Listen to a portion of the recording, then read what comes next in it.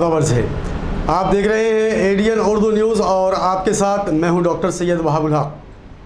नाजरीन, इदारा ADN Urdu news और औरंगाबाद डिजिटल नेटवर्क के सभी डायरेक्टर्स और स्टाफ की जानिब से मैं सबसे पहले आप सभी को ईद उल फित्र की पुरखुलूस मुबारकबाद पेश करता हूँ। साथ ही बारगाह रब्बुल इज़्ज़त में दुआ गो हूँ कि वो इस ईद उल फित्र को हम सब के लिए खैर व आफ़ियत का ज़रिया बनाए।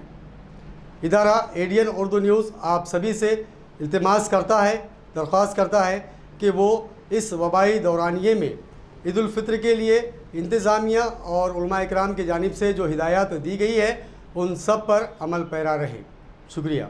खबरों के सिलसिले को शुरू करने से पहले आइए डालते हैं एक नज़र दिन भर की अहम खबरों पर।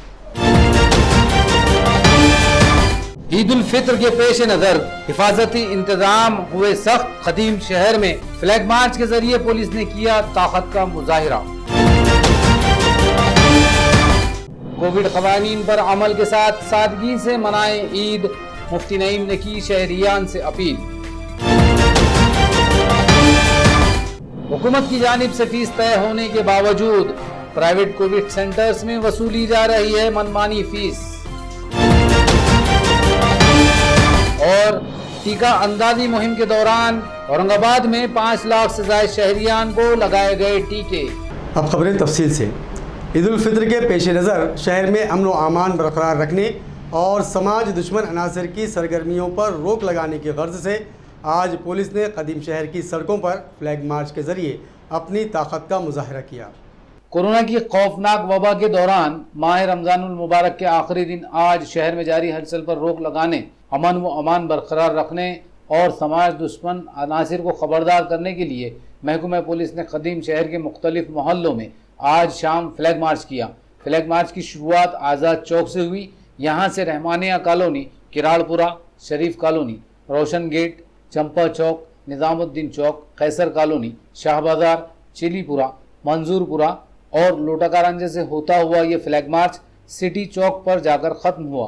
फ्लैग मार्च में police commissioner doctor Nikhil Gupta, deputy police commissioner Deepak Girhe के अलावा तमाम आला पुलिस अफसरान और मुख्तलिफ पुलिस थानों के इंस्पेक्टर और पुलिस जवानों की भारी नफरी मौजूद थी। यकुम शव्वाल का चांद नज़र आते ही आज मुक़द्दस माह रमज़ान मुबारक का इख्तिताम हुआ।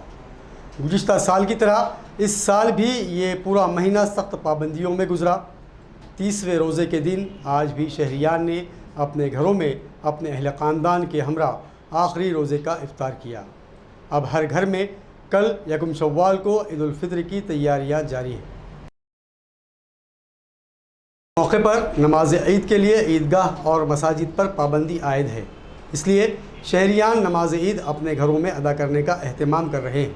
इस सिलसिले में मुफ्ती नईम ने नमाज ईद के तरीक़े और हालात के तनाज़ुर में शहरियान से अपील की है। महतरम नाज़रीन किराम, इस्लाम ने अपने तमाम शोबों के अंदर बहुत आसानी और सहूलत रखी है। इसीलिए हुज़ूर अकरम सल्लल्लाहु अलैहि वसल्लम ने इरशाद फरमाया, अद्दीन युस्रुन, दीन बहुत आसान है। लिहाजा ईद का दिन है, लोगों के अंदर तशवीश है कि ईद की नमाज़ किस तरह पढ़ी जाए। लिहाजा मसाजिद में और ईदगाह में हमें इसकी इजाज़त नहीं है कि हम यहाँ ईद की नमाज़ पढ़े। इसलिए जो लोग घरों में ईद की नमाज़ पढ़ना चाहते हैं उनके लिए शरई मसला ये है कि इमाम के साथ 4 आदमी हो, तो 4 आदमी अगर हो तो वो ईद की नमाज़ पढ़ सकते हैं। 4 मर्द हो ईद की नमाज़ पढ़ सकते हैं। और ईद की नमाज़ का तरीक़ा आपको मालूम है। और इसमें खुतबे में ये किया जाए कि कोई बहुत लंबा चौड़ा खुतबा पढ़ने की ज़रूरत नहीं है। पहले खुतबे में सूरह फातिहा पढ़ ली जाए या कुल हुवल्लाह पढ़ लिया जाए, दूसरे खुतबे में दुरूद शरीफ पढ़ लिया जाए। इससे खुतबा अदा हो जाता है और ईद की नमाज़ अदा हो जाती है। दूसरी अहम बात यह है कि मौजूदा हालात के पेश नज़र ईद के बाद हम मुसाफ़ा, मुआनक़ा, आपस में मुलाकात, इससे एहतराज़ करें, इससे बचे। और जो हुकूमत की जो गाइडलाइन हमको दी हुई है हम उसके मुताबिक अमल करें, पूरा अमल करें। इसमें हमारी भी आफ़ियत है और पूरी उम्मत मुस्लिमा और पूरे इंसानों की आफ़ियत है। अल्लाह हम तमाम को और पूरे आलम इस्लाम को ईद की इन खुशियों से लुत्फ़ अंदोज़ होने की तौफ़ीक़ नसीब फ़रमाए। हुकूमत की जानिब से फ़ीस तय किए जाने के बावजूद प्राइवेट अस्पतालों में वसूल की जा रही फ़ीस में खासा फ़र्क नज़र आ रहा है। हर अस्पताल में दर्जे के मुताबिक फ़ीस वसूल करके मरीजों के साथ लूट खसूट जारी है। म्युनिसिपल इंतजामिया ने अपना बोझ कम करने के लिए शहर के कुछ प्राइवेट अस्पतालों को कोविड सेंटर चलाने की इजाज़त दी। इजाज़त मिलते ही शहर के कई बड़े अस्पतालों ने आनन फानन में कोविड केयर सेंटर तैयार कर लिए। किसी अस्पताल ने रिहायशी इमारत में कोविड केयर सेंटर शुरू किया, किसी अस्पताल ने अधूरी तामीर की गई इमारतों में पलंग, ऑक्सीजन और एसी नस्ब करके सेंटर शुरू कर दिए। शहर में इस वक्त 13 कोविड हॉस्पिटल और 67 कोविड सेंटर्स मौजूद हैं, जिनमें 26 कोविड सेंटर्स प्राइवेट हैं। इब्तिदा में इन सेंटर्स में मरीजों के साथ खुली लूटमार की गई। ऐसी सैकड़ों शिकायतें मिलने के बाद हुकूमत व इंतजामिया ने अस्पतालों के लिए मुख्तलिफ ज़मरों के मरीजों की फ़ीस तय कर दी। अस्पतालों को हिदायत की गई कि वो तयशुदा फ़ीस के चार्ट अस्पताल की खुली जगह पर लगाएं। दरमियानी अरसे में ज़िला कलेक्टर ने शहर के 14 अस्पतालों को नोटिस भी जारी की, जहां तयशुदा फ़ीस से ज़्यादा रकम वसूल की जा रही थी। ज़िला कलेक्टर ने उन्हें मरीजों को इजाफी रकम वापस करने की भी हिदायत की थी। इसके बावजूद प्राइवेट कोविड सेंटर में मरीजों से वसूल की जा रही फीस में आज भी भारी फर्क पाया जा रहा है। इस ज़िम्न में म्युनिसिपल इंतजामिया को कई शिकायतें भी मौसूल हुई हैं। ताहम म्युनिसिपल इंतजामिया ने अभी तक इस तरफ कोई तवज्जो नहीं दी। अगर इंतजामिया ने ऐसे अस्पतालों के खिलाफ फौरी कोई कार्रवाई नहीं की तो मरीजों के साथ लूट खसूट का ये सिलसिला जारी रहेगा। मराठा समाज को अमूमी तौर पर ओबीसी ज़मरे में शामिल किए बगैर रिजर्वेशन मिल ही नहीं सकता। ये बात एक प्रेस कॉन्फ्रेंस में संभाजी ब्रिगेड के तर्जुमान डॉक्टर शिवानंद भानुसे ने कही। उन्होंने कहा कि कल इस मुतालिबे पर हर तालुके व ज़िले से संभाजी ब्रिगेड की जानिब से वज़ीर आला को मेमोरेंडम रवाना किए जाएंगे। डॉक्टर शिवानंद भानुसे ने कहा कि रियासती हुकूमत ने रिजर्वेशन देने के लिए मराठा समाज को SEBC ज़मरे में शामिल किया था, लेकिन सुप्रीम कोर्ट ने इसे मनसूख कर दिया। ये फैसला इंतहाई अफसोसनाक है। मराठा समाज के साथ हर सतह पर नाइंसाफ़ी की गई।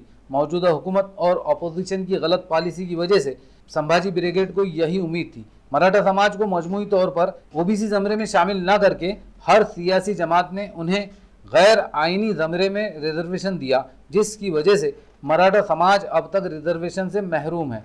डॉक्टर भानुसे ने कहा कि इसी वजह से संभाजी ब्रिगेड हमेशा से मुतालबा करता आ रहा है कि हुकूमत पहले तमाम आइनी नुकात पर गौर करके मराठा समाज को उमूमी तौर पर ओबीसी ज़मरे में शामिल करके रिजर्वेशन का मुसव्वदा तैयार करे ताकि इसमें कोई खामी ना रहे। डॉक्टर भानुसे ने कहा कि कल छत्रपति संभाजी महाराज की यौम पैदाइश के मौके पर ब्रिगेड की जानिब से तहसीलदार, ज़िला कलेक्टर, डिविजनल कमिश्नर की मारिफत वज़ीर आला को मेमोरेंडम रवाना किया जाएगा। लॉकडाउन के फौरी बाद हुकूमत ने अगर काबीना में रिजर्वेशन से मुताल्लिक़ फ़ैसला नहीं लिया तो संभाजी ब्रिगेड की जानिब से रियासती सतह पर आंदोलन शुरू किया जाएगा और जब तक रिजर्वेशन पर कोई फ़ैसला नहीं किया जाता सरकारी मुलाजिमतों में भर्ती भी नहीं होने दी जाएगी। भारतीय संविधानाला जे मान्य आहे, भारतीय घटनेनुसार जे होऊ शकतं ते आरक्षण म्हणजे मराठा समाजाचा सरसकट ओबीसीत समावेश करणे। हेच आरक्षण फक्त टिकू शकतं, हेच आरक्षण मराठा समाजाला मिळू शकतं आणि ते राज्य सरकारच्या अखत्यारीत आहे। सध्या राष्ट्रपतीला पत्र लिहिणं, राज्यपालाला पत्र लिहिणं किंवा प्रधानमंत्र्याला पत्र लिहिणं, राज्यपालाची भेट घेणं किंवा पुनर्याचिकासाठी सांगणं ही सरळ सरळ दिशाभूल आहे। ही सरळ सरळ मराठा समाजाची फसवणूक आहे।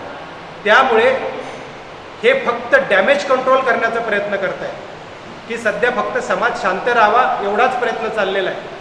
मराठा समाजाला आरक्षण मिळावं असं कुठल्याही नेत्याला, मराठा नेत्याला वाटत नाही, सरकारला वाटत नाही, विरोधी पक्षाला वाटत नहीं।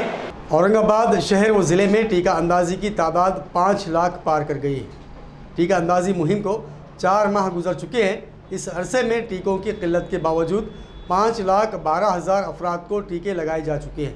16 जनवरी से औरंगाबाद समेत पूरे मुल्क में टीका अंदाजी मुहिम शुरू हुई। पहले मरहले में सरकारी तिब्बी अमले, पुलिस और सरकारी मुलाजिमीन को टीके दिए गए। 5 अप्रैल से दूसरा मरहला शुरू हुआ जिसमें 45 साल से ज़ायद उम्र वाले अफराद को टीके देने शुरू किए गए। 1 मई से तीसरे मरहले में 18 से 44 साल शहरियान को टीके दिए जा रहे हैं। इस अरसे में टीकों की किल्लत से कई बार ये मुहिम रोकनी पड़ी। टीकों की किल्लत अभी भी बाकी है। इस दरमियान पहला टीका लेने वाले अफराद को दूसरा टीका भी दिया गया। शहर व ज़िला में पहला और दूसरा टीका लेने वाले अफराद की तादाद 5,12,611 हो चुकी है। देही इलाकों में अब तक 1,17,340 अफराद को पहला और 39,380 अफराद को दूसरा टीका भी दिया जा चुका है, जबकि शहर में 2,05,188 अफराद को पहला और 70,703 अफराद को दोनों टीके दिए जा चुके हैं। पीएम केयर फंड से औरंगाबाद को भेजे गए 150 नाक़िस वेंटिलेटर का मामला मंजर आम पर आते ही मेंबर पार्लियामेंट डॉक्टर भागवत करार मरकज़ी हुकूमत के दिफा में सामने आए। एडीएन से बात करते हुए डॉक्टर करार ने कहा कि ये वेंटिलेटर नाक़िस दर्जे के नहीं हैं। मुतालिका कंपनी की इंजीनियर्स इसकी जांच के लिए औरंगाबाद पहुंच चुके हैं। जल्द ही तमाम वेंटिलेटर काम करने लगेंगे। पीएम केयर फंड से मेडिकल कॉलेज हॉस्पिटल यानी घाटी में कुछ वेंटिलेटर आए थे।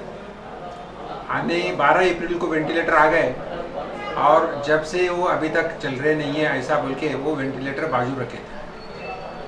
मैं खुद जाके वेंटिलेटर देखा। मेरे साथ हमारे एमएलए अतुल जी सावे साहब थे, वहाँ के डीन डॉक्टर येड़कर मैडम और एक्सपर्ट डॉक्टरों की मीटिंग ली और वेंटिलेटर में जो कुछ स्पेयर पार्ट रहो या कुछ सेंसिटाइज़र रहो जो कमी थी, उस कंपनी मालिक से बात करके उनके इंजीनियर को यहाँ बुलाया है और जो कमी है वो देख रहे।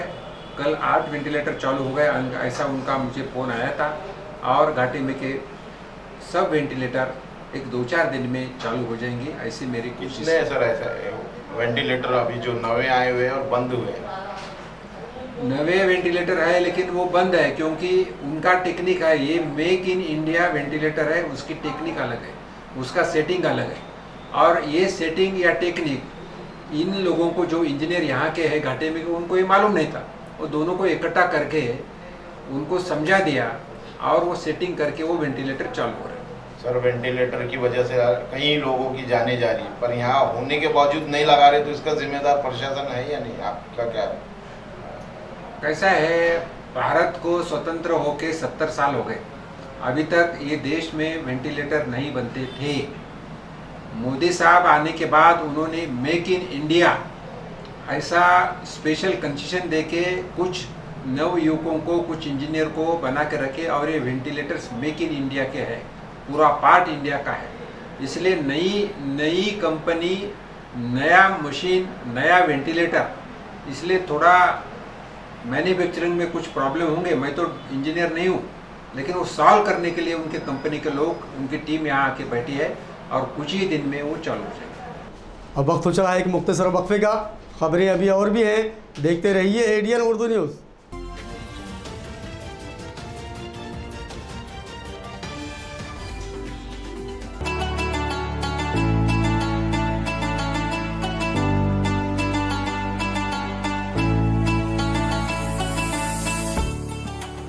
आज हमारे मुस्लिम भाई बहन ईद मना रहे हैं। मैं आज ईद होने की वजह से सब मुस्लिम समाज के भाई बहनों को ईद मुबारक करना चाहता हूं और मैं उनसे रिक्वेस्ट करता हूं, ईद तो इम्पोर्टेंट है लेकिन उसके साथ कोरोना का संसर्ग नहीं होना, इसलिए जो शासन ने जो कुछ नियम दिए हैं उसका पालन करते हुए आप ईद साजरी करो, ईद मनाओ। और मैं मेरे तरफ से एक मेंबर ऑफ पार्लियामेंट होने की वजह से सब मुस्लिम समाज के भाई बहन बुजुर्गों को मेरे तरफ से ईद मुबारक देना चाहता हूँ। धन्यवाद।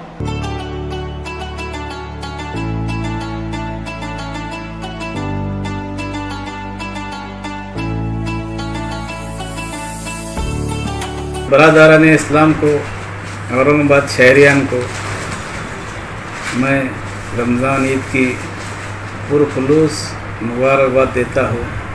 अल्लाह ताला इस रमज़ान की बरकत से जो कोरोना की महामारी आई हुई है वो जड़ से पूरे हिंदुस्तान से पूरी दुनिया से ख़त्म हो जाए, ऐसी हम दुआ इस रमज़ान की ईद के टाइम पर पूरे रमज़ान भर महीने में ईद के दिन जो ईद की नमाज के बाद खुसूसी दुआ होने वाली है, उस दुआ में हम ये बात अल्लाह ताला से इस बात के लिए हम दुआ करने वाले हैं। और तीसरी जो महामारी आने वाली है, तीसरी जो कोरोना की लाट आने वाली है, उस लाट के अंदर बच्चों को इफ़ेक्ट होने वाला है, ऐसा हमारे वैज्ञानिक साइंसदादे बता रहे हैं।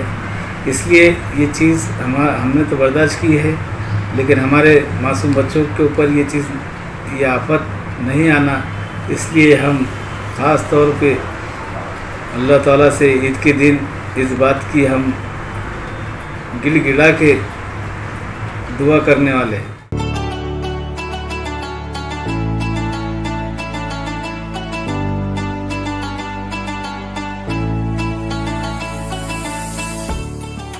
अस्सलाम वालेकुम नाजरीन, मैं मसरत यूनुस पटेल, एक्स कॉरपोरेटर और चेयरमैन। आज के इस पुरमसरत मौके पर मैं अपनी तरफ से और हमारी पूरी पटेल फैमिली की तरफ से आपको और आपकी फैमिली को ईद उल फित्र की पुरखुलूस मुबारकबाद पेश करती हूँ।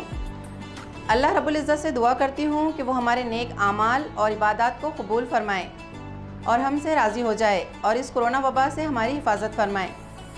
इस मौके पर आपसे एक अपील करना चाहूँगी कि ज़िंदगी और मौत देना ये तो अल्लाह ताला की तरफ की बात है, लेकिन एहतियात लाजमी है। इलाज से बेहतर एहतियात है। इसीलिए आप सोशल डिस्टेंस मेंटेन करें, यानी समाजी दूरी बनाए रखें, मास्क और सैनिटाइज़र का इस्तेमाल करें, अपनी फैमिली को सेफ़ रखें, खुद सेफ़ रहें और जितना ज़्यादा हो सके भीड़ भाड़ वाले इलाक़ों पर जाने से परहेज़ करें। एक बार फिर आपको ईद की पुरखुलूस मुबारकबाद पेश करती हूँ। अल्लाह हाफिज़।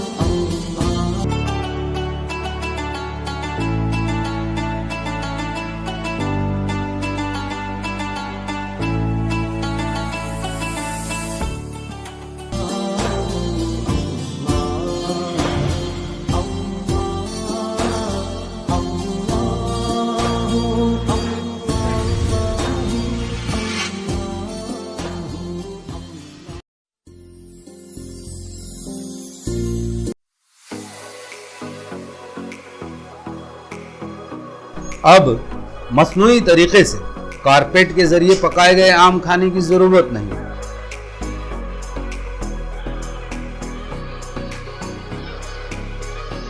कुदरती तरीके से तैयार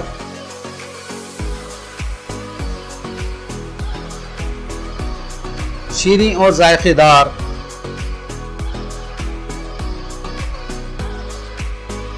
आमों का मजा लीजिए। आइए हिमायत बाग। इमरती, सफेद मालूदा, शीरी, लंगड़ा, केसरी, हापूस, राजापुरन और तमाम अक़साम के आम दस्तयाब हैं। रब्त कायम कीजिए। Mobile number 9923323460। अंबर गैस एजेंसी की जानिब से सभी गैस सारिफिन के लिए खुशखबरी, इंतहाई सस्ते दामों में लीजिए नया गैस कनेक्शन। दूसरा खाली सिलेंडर सिर्फ 1450 रुपये में। जल्दी कीजिए, आज ही बुकिंग कराइए। ब्रेक दी चैन की पाबंदियों में सारिफिन को गैस के लिए अब परेशान होने की ज़रूरत नहीं। हम पहुंचाएंगे गैस सिलेंडर आपके घर तक। कीजिए सिर्फ एक कॉल। ऑनलाइन पेमेंट की भी सहूलत। घर में रहिए, बिला ज़रूरत बाहर ना निकलें। मास्क और सोशल डिस्टेंस की एहतियात करें। कोरोना से अपनी हिफाजत करें। सारिफिन से गुजारिश है कि घर पर सिलेंडर लेते वक्त सील की जांच कर लें और रसीद ज़रूर हासिल करें। शफी खान, डिस्ट्रीब्यूटर, अंबर गैस एजेंसी, जूना बाजार, Aurangabad. Mobile number 7774883366। Phone number 0240232344 2335127127। रोज़ेदारों के लिए शहर के मारूफ अनवर खान के बॉम्बे बांद्रा फेमस फालूदा की खुसूसी पेशकश, रमज़ान स्पेशल फालूदा। इसके अलावा रेगुलर फालूदा, काजू स्पेशल फालूदा, बादाम special falooda, butterscotch falooda, केसर फालूदा, शाही ड्राई फ्रूट फालूदा के लिए अब घर से बाहर निकलने की ज़रूरत नहीं। होम डिलीवरी की सहूलत। सिर्फ एक फ़ोन कीजिए। Mobile number 9960770246।